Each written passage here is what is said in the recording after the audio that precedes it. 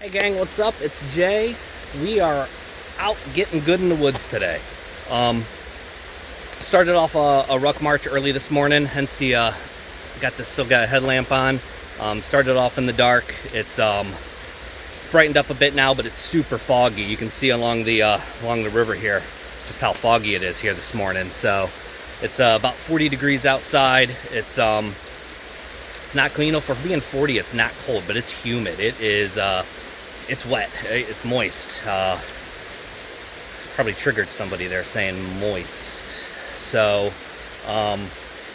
if moist triggers you, you should probably turn it off now. So it's just the way we're gonna be. So yeah, getting good in the woods. That's the theme for 2023. Last year we talked about loadouts, gear setups, all that fun stuff. We did the whole patrol series. That was really a lot of fun. I enjoyed that. But this year, the theme of getting good in the woods is really about, okay, so we have all this stuff, right? Which literally, I mean, let's admit it, we all got stuff. We all buy chest rig after chest rig, backpacks, camo, rifles, night vision, lights, all that kind of stuff, right? How do we use it all? And in what context do we use it all? What's the proper use for it, right? What are some good practices for utilizing your gear? What are some bad practices for utilizing your gear? What are some hints and tips from folks that are experts in the field on how to use stuff, okay? So we're gonna go over, it's outdoor skills, okay? Kind of a Bushcraft 101, if you will. We're gonna talk fire making. So how to make fires, how fires work, what to use fires for. We're gonna talk about field cooking, cooking on backpacking stoves, field expedient stoves, like your canteen stoves, your Esbit stoves, things like that. Cooking over open fires, what are good practices, what are bad practices. We're going to talk water procurement, how to properly treat water in the field, whether you're literally just filtering it through your shamag or bandana or cravat, or you're using iodine tablets or a chemical treatment, or you're using an actual filter or purifier of some sort. So we'll talk about that. And then with that conversation on water is going to come things like water bottles, water carrying capacity, things like bladders, all that fun stuff. We'll talk about things like first aid, what's realistic for you for first aid, and obviously with that comes first aid training. Camo effectiveness, it's may not be the most bushcrafty thing, but if you're hiking out here in bright orange and blue jackets versus earth tones, there's definitely an impact there visually. So what's best, what's most effective for camo, stuff to look for. It's not really going to be a talk about multicam tropic is drip. You hear the guys say that. I don't fucking know.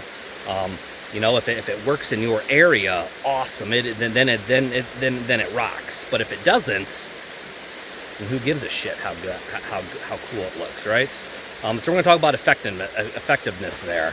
We'll talk about things like packs, what to look for in packs, how to build shelters, field expedient shelters, long-term shelters even.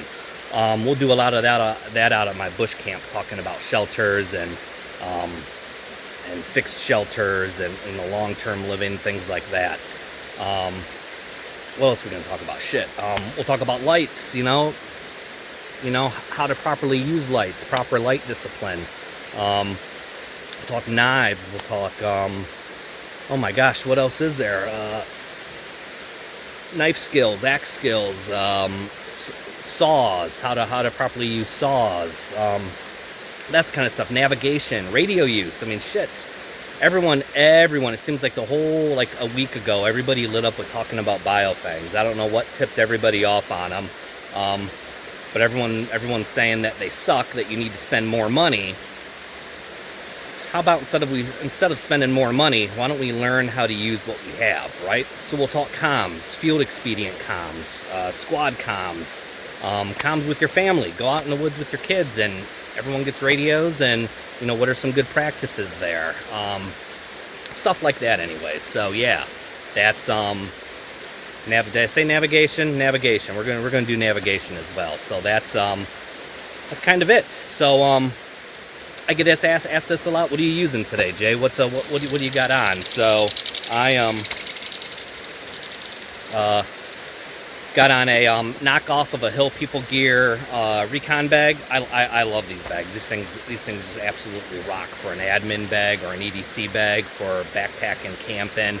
Even in addition to, like, you know, your load bearing equipment setup or with your Smursh, whatever. You know, these kits they don't weigh a lot. They're simple. They don't take up a lot of room when you got them loaded up. I like these bags a lot. So that's a chest bag there in Ranger Green. And then wearing on my back, I have a, I don't know how well you guys can see it, have a direct action egg, assault pack, I guess they'd call it. This one's actually a knockoff version of it that I scored for literally $20, $20. I don't know what it is. I got a way of finding stuff that works. And this, it was $20, like, holy crap. So I've had it for years, and it absolutely rocks. I like it a lot. The only downfall of it is it doesn't work with my Smursh setup. That's the only killer on it. It doesn't work. It's too long. Even when I have it tightened all the way up and I have it riding high, it's too long. It stinks. So I'll wear it with like a normal battle belt setup and roll with it that way. But you don't see me use it a lot out in the field, especially if I'm using the load bearing equipment, because it doesn't work with it. It sucks. But the bag rocks, but being able to use it with the Smursh sucks. Got a beanie on this morning, a long underwear top, a soft shell windbreaker, just a wind shirt, unlined, no big deal. It's soft, it's quiet, it's highly water resistant, super breathable. So working out here this morning on a ruck march, it's comfortable, it stays breathable. I have not overheated in it at 40 degrees, working hard, so that's good. On my bottoms, let me back up. Actually, you know, instead of backing up, let's just point this down. Let's do this. All right, so on my bottoms, I have a pair of BDU pants. These are, I don't know the exact name of them. It's these are pre-Woodland camo BDUs that early Vietnam War, like late 60s, maybe even early 60s. They're super faded. I got these from a family member. Cleaning out some stuff, and they're super, super comfortable. I tell you what, that Vietnam era fit of BDU pants just rocks. It is just, you know, nobody matches it. I think that's why the Rothko BDU pants are so popular, is because they mimic that fit. Down low, I have a pair of Outdoor Research Expedition Crocodile Gaiters on. I like these a lot. Super comfortable, but they're waterproof, so walking through the wet grass, wet field conditions, they keep your pant legs dry and prevent stuff from going into the top of your field boots. Which, speaking of field boots, we have a pair of Belleville Tactical Research warm weather combat boots. These things are super comfortable. I like the fact, and I don't know if you can see it in the picture or not, and I'm not super steady on one leg, they lace all the way down to the toes. So you have good volume control for your foot, that as you carry heavy loads and your foot swells, it really, you can accommodate a swelled foot. You can accommodate heavier sock layers, especially for cold weather. I like wearing Gore-Tex socks over top of my wool socks inside the boots. So if I want waterproofness, I'll wear those Gore-Tex over socks. But yeah, that's it, gang. So we're getting good in the woods this year. That's what 2023 is all about. That's it. I'm gonna brew up a cup of coffee and then do the second half of my ruck march, and I'm out of here. So y'all take care, be good, get out in the field, practice your skills, use your gear. Use your gear. It shouldn't be clean. It should be dirty. It should be wet. It should smell funky. All that good stuff, right? So that's it. Keep getting out there, guys. Be good, and I'll touch base soon. Thanks. Bye.